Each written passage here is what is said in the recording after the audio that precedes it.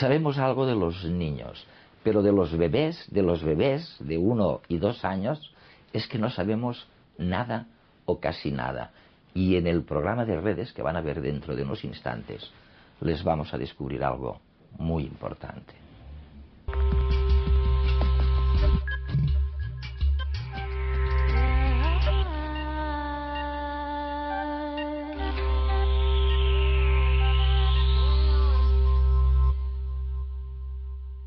Hay sociedades, como la norteamericana, por ejemplo, que están acostumbradas a los niños y a veces parecen sociedades hechas para los niños. Pero no hay ninguna, o casi ninguna, que esté hecha para los bebés. No sabemos nada de los bebés. Quiero decir, nada de lo que ocurre en la mente de un bebé entre 1 y 2 años. Y es muy curioso porque generación tras generación damos muestras de esta ignorancia. Si coinciden la abuela, la madre y la hermana del bebé que está en la cuna llorando, las maneras de reaccionar son distintas. La abuela puede decir, dejarle llorar un rato porque es bueno para disciplinarle. La hija puede decir, no, hay que correr enseguida a la cuna y sacarle del desamparo. Y la hermana puede decir otra cosa. Y sin embargo, estamos ahora descubriendo cosas realmente alarmantes. Una, y es el tema de este programa de redes, una es que la mejor manera de luchar contra las enfermedades mentales, contra la delincuencia y contra la violencia en nuestras sociedades, es ocuparse de los bebés cuando sepamos cómo ocuparnos.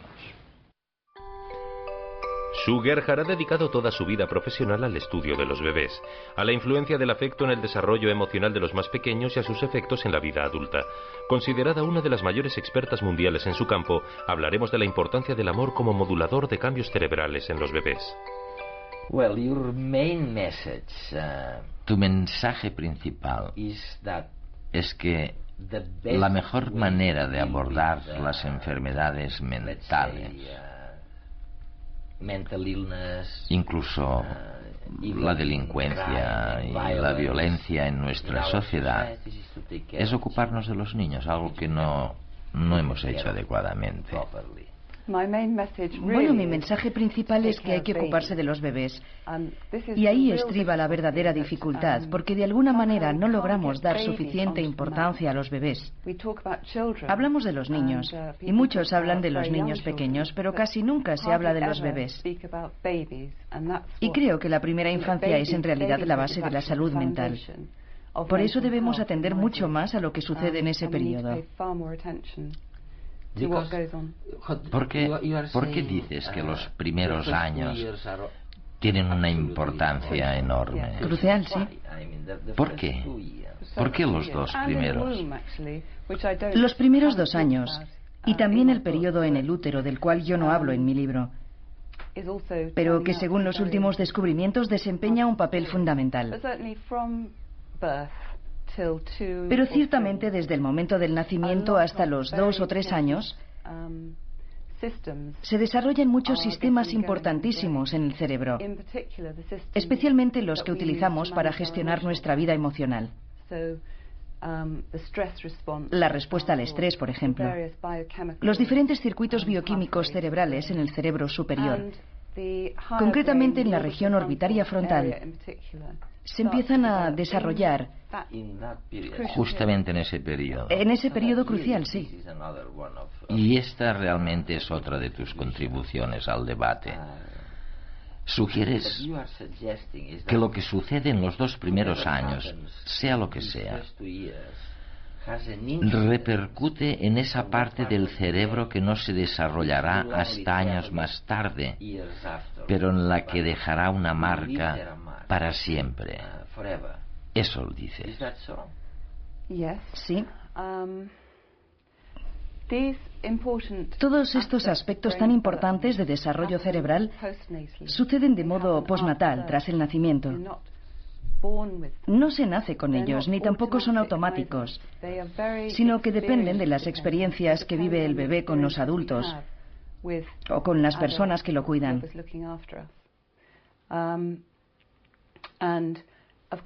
Por supuesto, la primera infancia no lo explica todo, porque el cerebro sigue desarrollándose durante toda la vida, y sin duda durante la infancia. Pero los primeros años son un periodo concentrado en el que el cerebro establece conexiones a la mayor velocidad de crecimiento que jamás alcanzará. Dobla su tamaño. Todos los sistemas son más susceptibles a influencias mientras se están desarrollando, y su principal desarrollo acaece en ese periodo.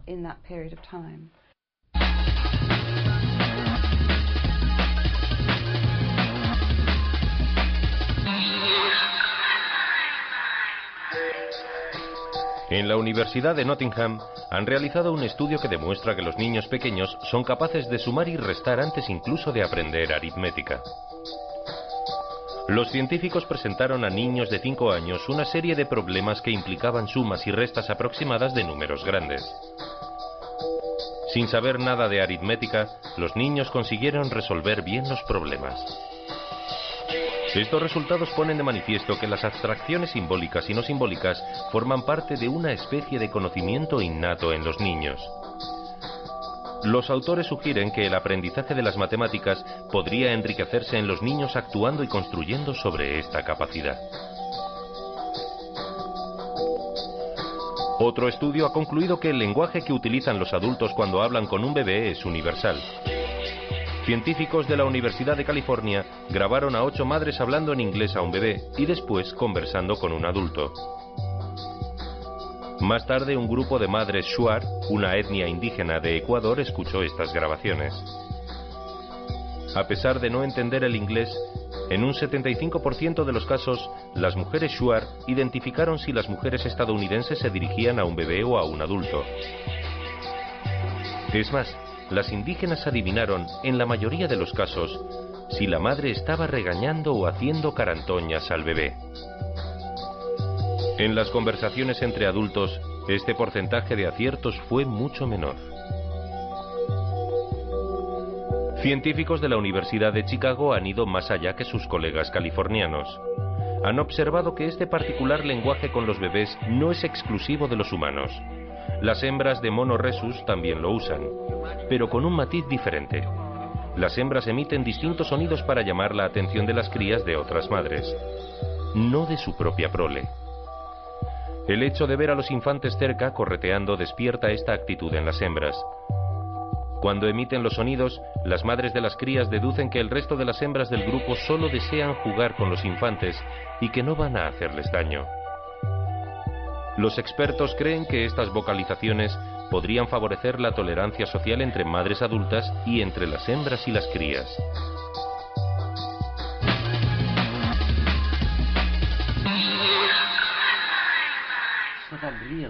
O sea que realmente lo que afirmas en tu magnífico libro Why Love Matters, ¿por qué importa el amor?, es que para que un ser humano sea realmente independiente, debe haber sido primero un bebé dependiente. Exacto, eso es. Y este es el tema de la dependencia que desconocemos, ¿sabes? Es gracioso, pero he visto incluso en mi familia o en las familias de amigos situaciones en las que cuando el bebé empieza a llorar desde la cuna, la abuela, la madre y la hermana del bebé reaccionan todas de manera distinta. Una puede salir corriendo hacia el bebé para que deje de llorar. La otra tal vez diga, déjale llorar durante un rato, así aprenderá disciplina. Y la otra dirá, no, lo mejor es que llore hasta que se canse. Sabemos algo en realidad. Tengo la impresión de que no estamos aprendiendo nada. Pues no es una ciencia exacta. El cuidado de los niños no es una ciencia exacta. Depende de cada niño y de lo que cada niño pueda tolerar. Lo importante es que el bebé no se estrese demasiado. Si no lo hace, sea cual sea la manera en la que sus padres le cuiden, le irá bien. Pero el problema es que si este proceso persiste durante demasiado tiempo o se cronifica durante semanas o meses, puede tener efectos muy perjudiciales, especialmente para los bebés. Algo que creo que debo explicar es que los bebés no pueden gestionar un estrés excesivo. No pueden deshacerse de su propio cortisol. Como adultos, nosotros sí podemos. Hemos descubierto maneras de gestionar el estrés. Llamamos a un amigo, o nos vamos a tomar algo. Es cierto. O nos tomamos una taza de té o un baño caliente, lo que sea. Para librarnos del estrés. Sí, tenemos varias maneras de calmarnos. Pero los bebés no. No pueden gestionar su propio cortisol. Dependen de los adultos para eso. Y a los bebés les resultan estresantes cosas relativamente pequeñas. Por ejemplo, para un bebé estar lejos de su cuidador durante demasiado tiempo es muy estresante, porque le va en ello la supervivencia. Un bebé no sabe si sobrevivirá o no. Necesita a alguien que le cuide.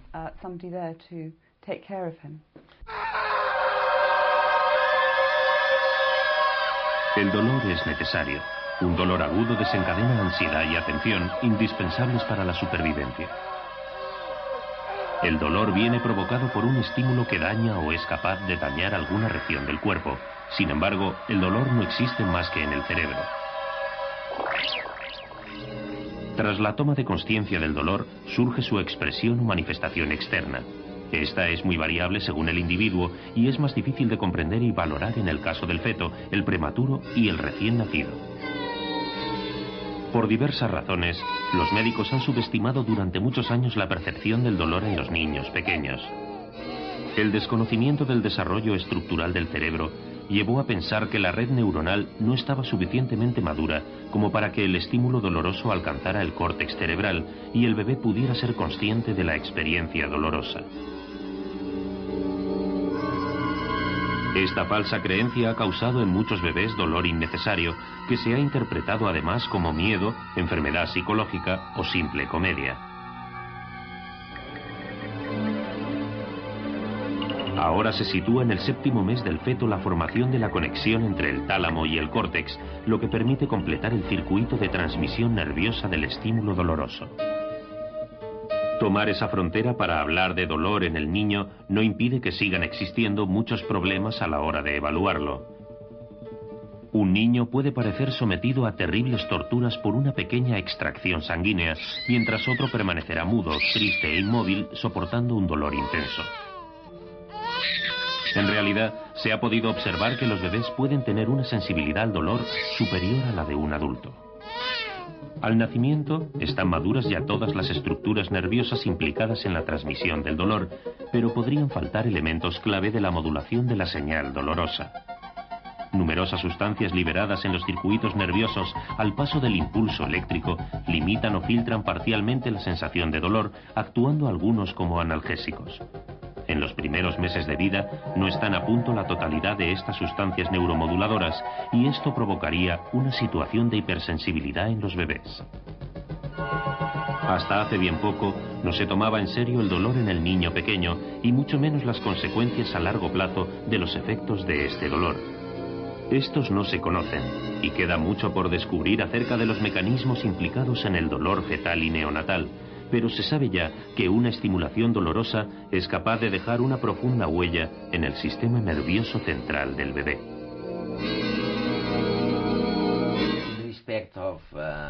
En lo que respecta a la organización del trabajo, al papel de la mujer en la sociedad, a la educación, es fantástico, ¿no?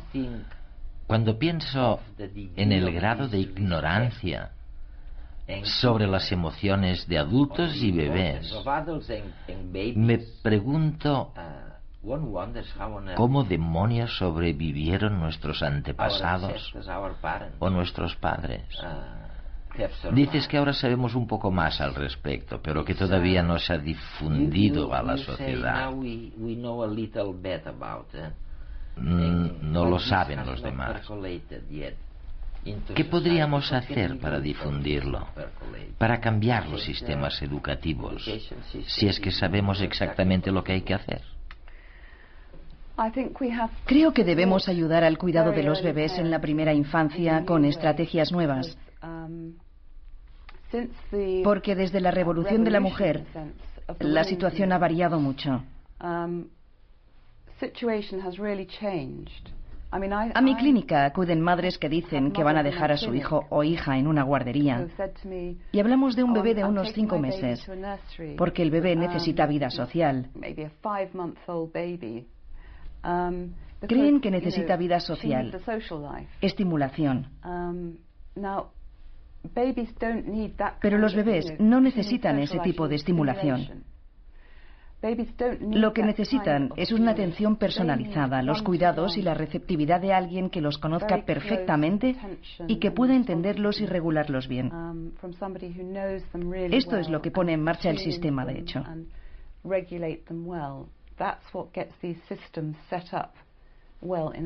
Por eso creo que debemos replantearnos cómo cuidamos a nuestros bebés.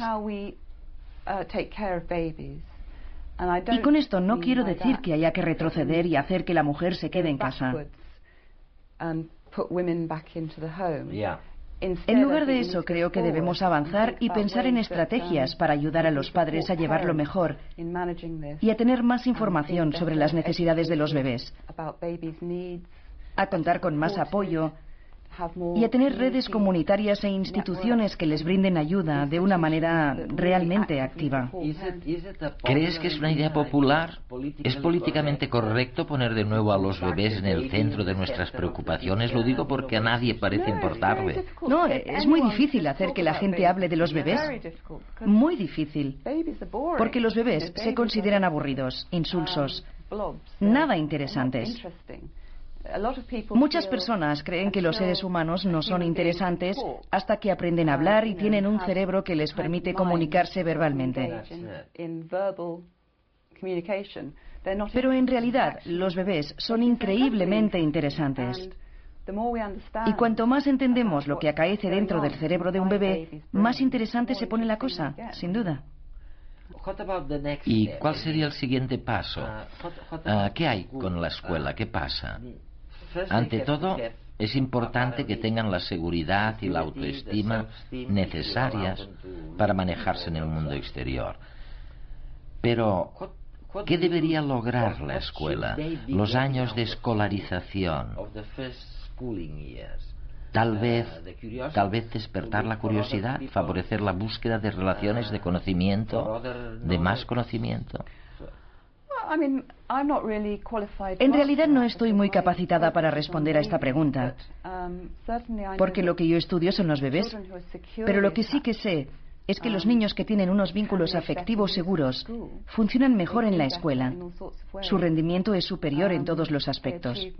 Consiguen más cosas y además logran entablar una mejor relación con sus compañeros.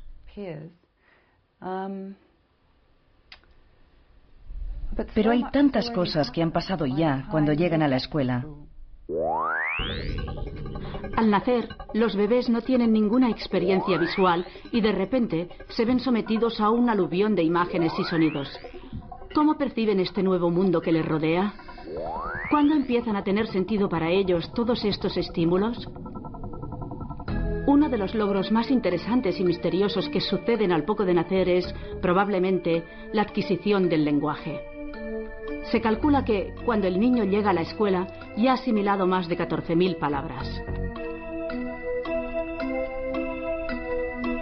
Para saber hasta qué punto esta habilidad forma parte del conjunto de capacidades que tiene el niño al nacer, varios laboratorios del mundo intentan describir los mecanismos que hacen posible este aprendizaje.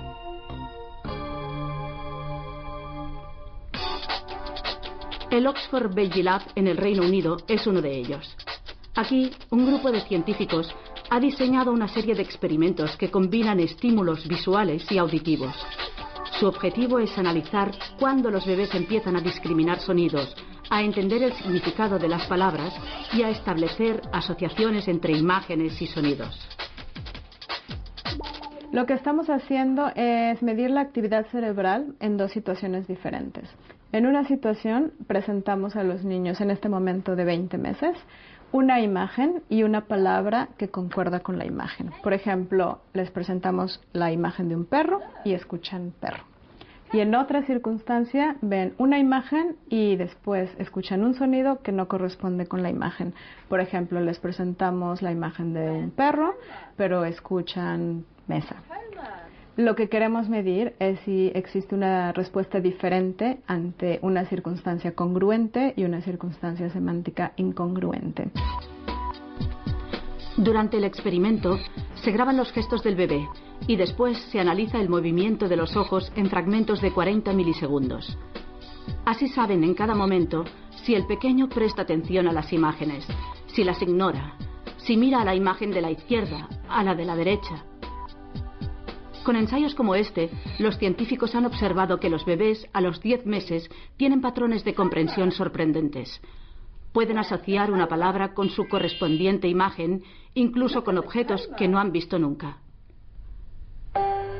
Lo cierto es que al año de nacer, el ser humano tiene el cerebro en óptimas condiciones para el aprendizaje del lenguaje. Desde muy temprana edad, el bebé está asimilando información y moldeando su cerebro para comprender la lengua que en un futuro hablará y utilizará como propia.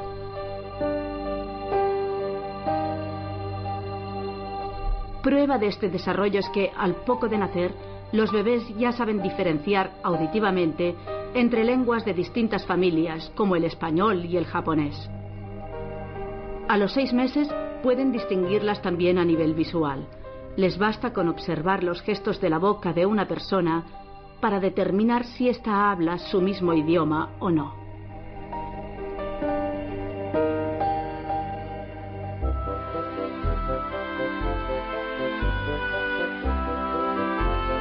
Para comprender el nuevo mundo en que les ha tocado vivir, los bebés utilizan todos los recursos cognitivos que pueden. Al cumplir 1 año, ya tienen una imagen básica, pero bastante completa, de lo que les rodea. Parece evidente, por tanto, que los bebés saben mucho más de lo que creemos los adultos. ¿Qué deberíamos hacer con los bebés? La verdad es que no sabemos muy bien qué hacer. Lo que sí sabemos, gracias a experimentos con ratas y cabras, es que lamer a las crías o acariciarlas les da un sentimiento de bienestar. Bien, pero ¿qué más? Es decir, además de lamer a las crías, ¿cuál sería tu consejo para los padres? Mi consejo sería no lamer a los bebés. No. Aunque probablemente no haría ningún daño. ¿Qué les dices a tus pacientes? Pues bien, mi consejo sería, supongo, que el tacto está resultando muy importante para el desarrollo. Así que hay que sostener en brazos al bebé, llevarlo a los sitios, tocarlo, todo lo que genere placer, de hecho. Porque las pruebas parecen demostrar que las sustancias bioquímicas relacionadas con el placer y con todo lo que genera placer realmente ayudan a que se desarrollen las funciones superiores del cerebro.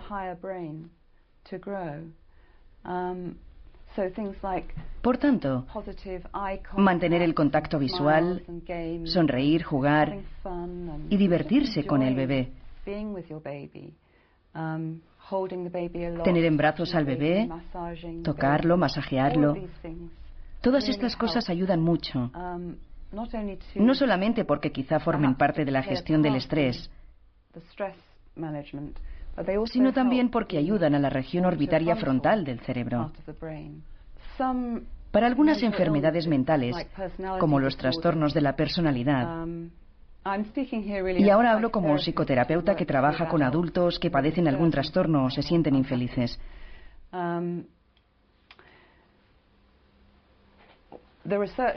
La investigación actual demuestra que en los trastornos de la personalidad, concretamente, todo apunta nuevamente a la primera infancia. Hay una enfermedad llamada trastorno límite de la personalidad, Y quienes la padecen tienen problemas bastante graves. Pues bien, al empezar a investigar sus cerebros, se ha descubierto que las partes cerebrales que se desarrollan en la primera infancia, la respuesta al estrés, los niveles de cortisol, todo es muy alto. Y hay una hiperactividad en la amígdala, el sistema de detección de amenazas. Las regiones orbitarias frontales, las que podrían ayudarles a gestionar el estrés y a calmar la amígdala. Se reducen. Se reducen o directamente son inactivas. Y lo mismo sucede con otras partes prefrontales del cerebro que participan en la gestión de las emociones. Cuanto más sabemos de neurociencia, más claro resulta que hay muchos problemas en la sociedad, ya sea la conducta antisocial o los trastornos de personalidad o la conducta, los pacientes en centros de salud mental. No hablo de la esquizofrenia, sino de trastornos de la personalidad y depresión y problemas de este tipo, que están muy relacionados con la primera infancia. Así que si queremos proteger a la sociedad de las consecuencias de este tipo de conductas... Sí, que ahora muchos dicen son la principal amenaza, ¿no? Eso es, supuestamente la depresión ha aumentado drásticamente y también los trastornos de la personalidad y la conducta antisocial. Pero nuevamente hay una solución. Prestar más atención a la primera infancia, que es cuando empiezan estas cosas. ¿Dejarme llorar o ir en mi auxilio? Una duda nada fácil de resolver. Incluso tras leer decenas de revistas que enseñan a ser padres, siguen sin saber qué hacer. ¿Me estarán malcriando? No pueden dedicarme todo su tiempo. Dicen, que llore, solo así aprenderá. ¡Ay! Pero no pueden dejarme sola.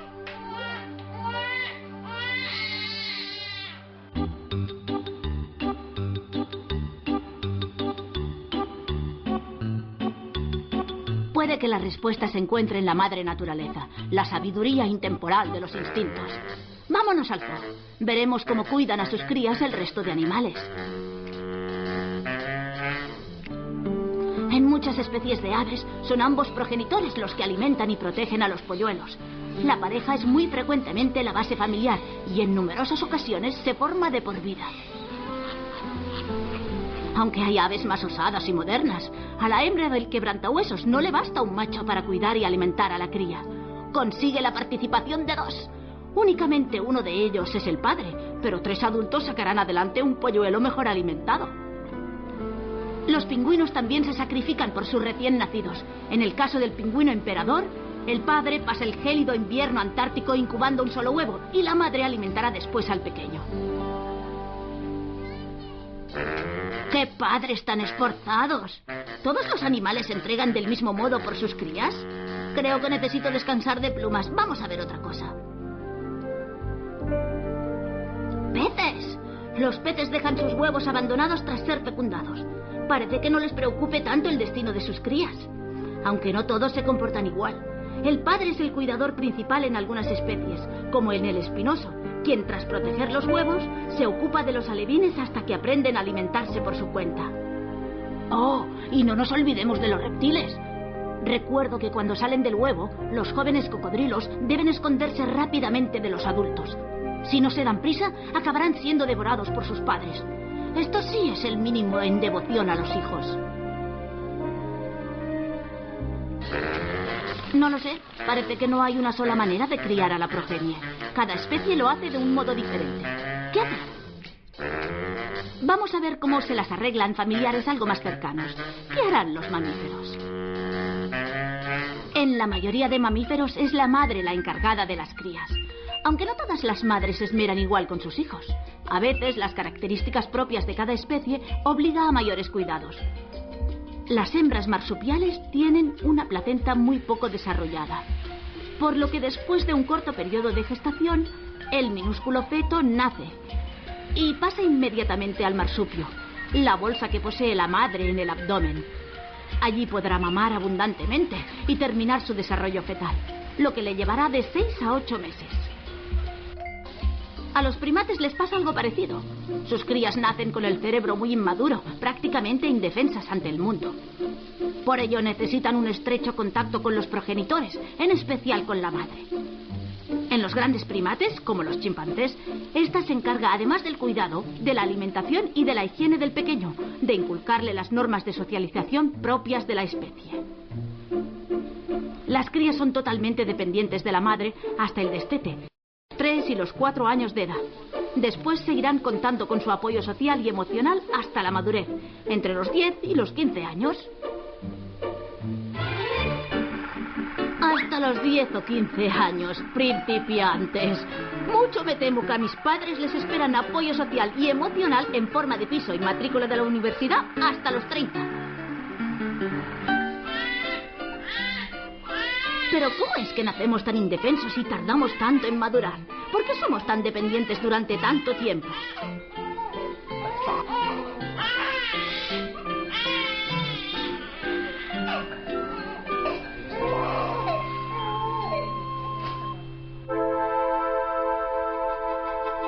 Nueve meses de gestación es muy poco tiempo para mi desarrollo. Tampoco que algo tan crucial como la corteza visual no está plenamente operativa hasta los 3 o 4 años de edad. Nacer tan inmaduro en el desarrollo como hacemos los humanos no es una casualidad, es una estrategia evolutiva que recibe el nombre de heterocronía.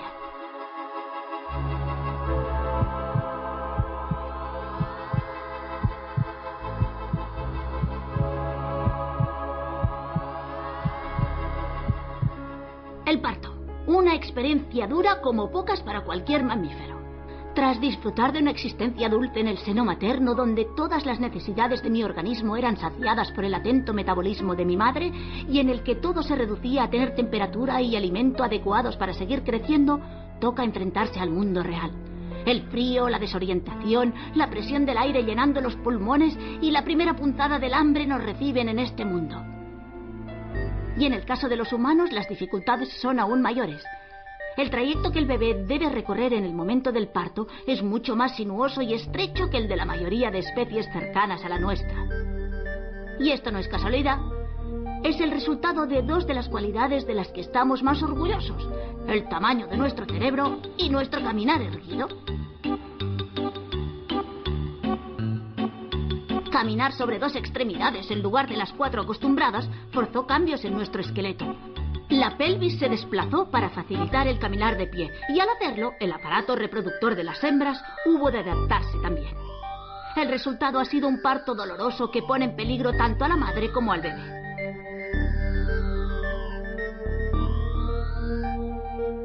Nuestro cerebro es el segundo factor que complica el parto.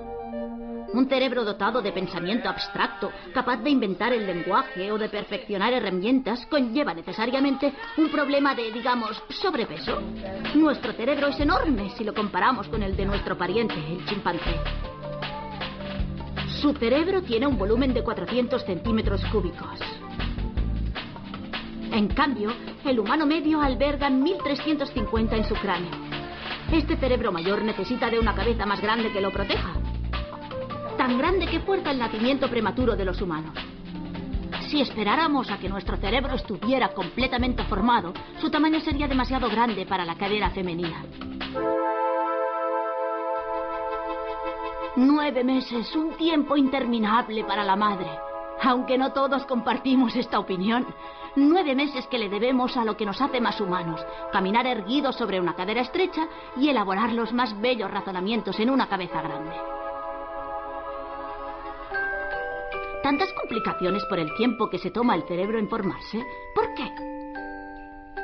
En el desarrollo temprano del bebé no solo tienen lugar el acabado de la vista y los demás sentidos, o el lento aprendizaje del lenguaje. Otra función muy importante vive su periodo más crítico en estos 2 primeros años. A ambos lados de mi cerebro, algo más arriba de las orejas, la amígdala está despertándose. Este pequeño grupo de neuronas con forma de nuez es el que se encargará de regular emociones importantísimas como el miedo o la ira. Pero la influencia de la amígdala no se acaba con la primera pelea en el recreo. En realidad, la regulación emocional es la clave de todas las decisiones que tomaremos en la vida. Eso es lo que defiende Antonio Damasio, el conocido neurólogo portugués que propuso la hipótesis del marcador somático. La clave de esta teoría es que cuando el cerebro toma decisiones, lo hace en busca de un equilibrio emocional que afecta a todo el organismo. En los 2 primeros años de vida del bebé, el sistema que se ocupa de regular el equilibrio emocional de su cerebro sufrirá un ajuste, una calibración que marcará, podríamos llamarlo así, el cero emocional. Del mismo modo que antes de empezar un concierto, la orquesta afina sus instrumentos para crear bellos sonidos, en el inicio de nuestra vida, nuestros cerebros se afinan emocionalmente para que, más tarde, la convivencia social sea armónica.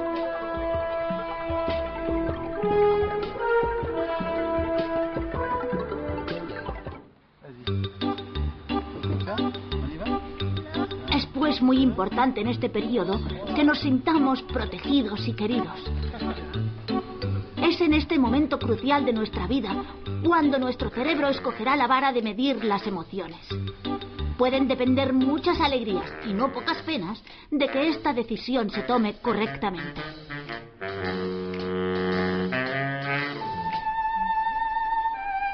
¿Cómo asegurar la atención que necesito si no puedo pronunciar palabra?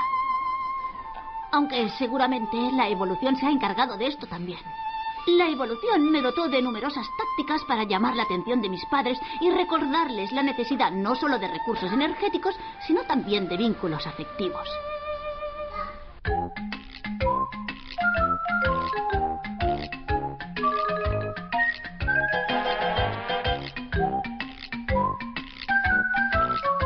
Basta mirarme atentamente para descubrir los rasgos característicos que atraen a todos.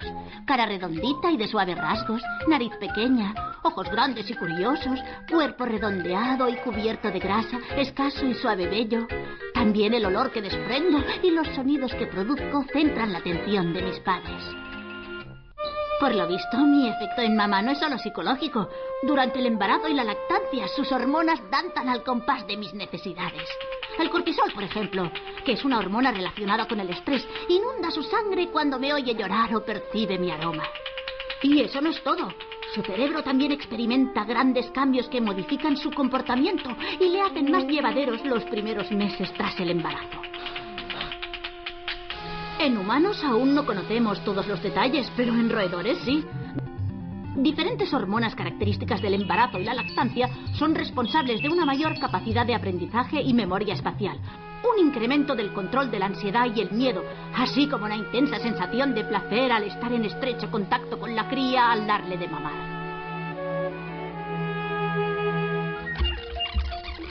Vamos a ver. Recapitulemos después de tanta información. Quería saber si había una manera de ocuparse de las crías, pero parece que la naturaleza tiene cientos de estrategias diferentes. Entonces, pensando que algún pariente cercano podría darme una respuesta mejor, observé a los primates. Y sí, nos parecemos más a ellos. También nacen prematuros y mantienen relación con su madre hasta los 15 años. Pero me ha quedado claro que mi caso, como Homo sapiens, es una exageración dentro del mundo de los primates. Todo se debe al cerebro. Tenemos un cerebro tan grande como adultos que nuestra madre nos da a luz prematuros, cuando aún tenemos un tamaño que no pone en peligro el parto. Bueno, no solo es el cerebro. Caminar sobre 2 patas también tiene importancia aquí, porque ha reducido el espacio que otras especies tienen para el alumbramiento. ¿Y por qué caminar erguido y tener un cerebro tan grande? Pues para poder aprender. Aprender a usar herramientas, a hablar, a vivir en una sociedad infinitamente más compleja que la de nuestros parientes los chimpancés. Formar parte del grupo es un arte que depende de la madurez emocional que adquirimos, y para eso necesitamos que nuestros padres nos proporcionen todo el cuidado material y emocional que requerimos como bebés en los primeros años de nuestras vidas. Ah, y claro, que no he de preocuparme demasiado por ello, porque la evolución ya se ha encargado de hacerme irresistible. Mis padres me darán todo lo que necesito sin pensarlo. ¡Cuántas cosas! Tanta información, tanta complicación. ¡Ay, mi vida como bebé es tan dura! Me siento tan incomprendido. Creo que lo dejo. 6 meses más y lo dejo. Total, la vida de adulto no puede ser demasiado complicada.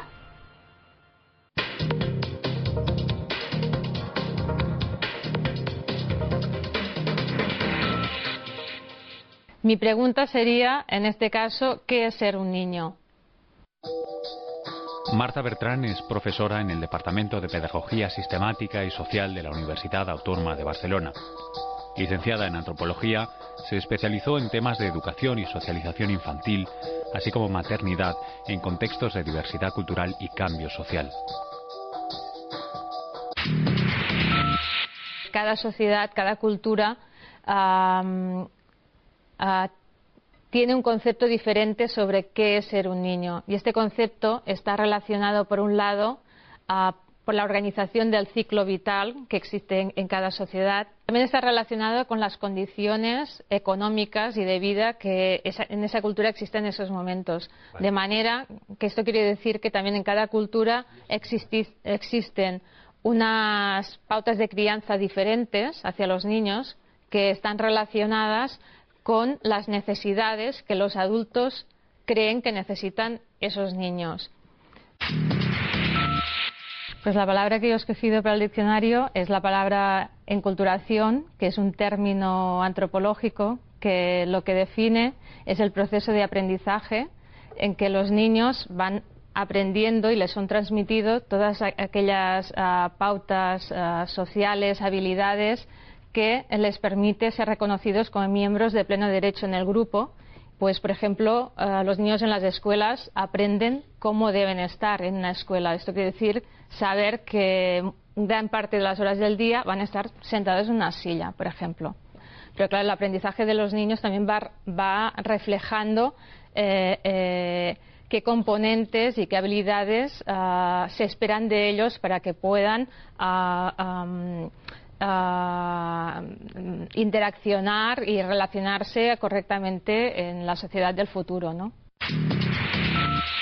El lugar que he escogido es la India porque es el lugar que desde que era estudiante he deseado ir, y es por el cual, además, en esta visión más exótica que se tiene en los inicios, cuando aún no se sabe y se desconoce qué es la antropología ni a qué se dedica, etcétera, con una visión de exotismo, pues deseaba conocer este lugar tan diverso, tan variado, y me dediqué a esta disciplina y en cambio nunca he llegado a ir aún, y que me haya dedicado por otro lado a la investigación aquí en nuestra casa, digamos, en nuestro territorio, investigando la diversidad cultural interna que tenemos, tanto a nivel de clases sociales como últimamente con la llegada de población extranjera, cómo viven estas personas en este país de destino que es nuestro país, y cuáles son sus pautas de crianza adaptadas a nuestro país y qué diversidad existe en estos momentos aquí. La imagen que he escogido es una imagen de Margaret Mead en Samoa. He escogido esta imagen primero porque está Margaret Mead, y Margaret Mead es una de las primeras antropólogas que ejerce como tal. Hasta ese momento la antropología había sido un campo básicamente masculino, y no es hasta que empiezan a introducirse las mujeres en el campo de la antropología que empiezan a ejercer y a investigar a la infancia y a los niños. Además, esta fotografía es interesante, porque Margaret Mead, o sea, se ven dos caras, ¿no?, de dos mujeres, una con un niño, y están en una situación de igualdad, que es esta pretensión también antropológica de conocer a los otros, de llegar a conocer sus culturas, de respetarlas, etcétera, etcétera, y que la imagen representa bien de esta manera, y con la presencia también de un niño que está interactuando con el collar de la madre. Bueno, se ve aquí como un panorama cultural que representa el inicio de los estudios sobre infancia en antropología. Yo he escogido dos libros, uno más académico, otro más de divulgación. El primero de ellos, el más académico, es el libro de un antropólogo, Robert Levine, que es uno de los representantes de los estudios transculturales, o sea, que realiza comparación transcultural en relación sobre todo a cuáles son las pautas de crianza, que él denomina pautas de inversión parental, en diferentes culturas. El segundo libro que he escogido es A World of Babies, que aunque está escrito por académicos, es un libro de divulgación en la que cada capítulo es una guía imaginaria sobre cómo deben cuidarse los niños en una cultura diferente. Las autoras realizaron este compendio en referencia a 7 culturas sobre cómo deberían cuidarse en cada una de ellas a los niños, y están imaginariamente escritas por la persona que en cada una de estas culturas tendría la legitimidad para escribirlas, ¿no? Y que en una pues puede ser es la madre, pero que en otra puede ser el guía religioso. Es un objeto que se utiliza en casi todas las culturas, en muchísimas culturas, y que en cambio su uso y la manera de utilizarlo nos refleja bastante cuál es el papel del niño en esa sociedad. En sociedades donde las mujeres trabajan en el campo o con otras mujeres o en un grupo doméstico amplio, se puede utilizar de esta forma para llevar a los niños detrás, como hemos visto muchas veces en muchas imágenes, en las que el niño ya no solo está las 24 horas con la madre, tiene la misma visión del grupo, del grupo doméstico, del grupo de mujeres, de los niños que están jugando mientras la madre trabaja, que es la misma visión que tiene la madre. En cambio, en nuestra sociedad, pues se utiliza de otra manera, desde delante, ¿no? Lo que podemos ver por la calle es que el niño va de espaldas justamente al resto del grupo, a la calle, y con quien tiene una interacción de cara a cara es con la madre, que es la principal cuidadora. Estos 2 ejemplos, que son extremos, muestran también qué interacciones y qué relaciones sociales se priorizan en esos primeros años de vida.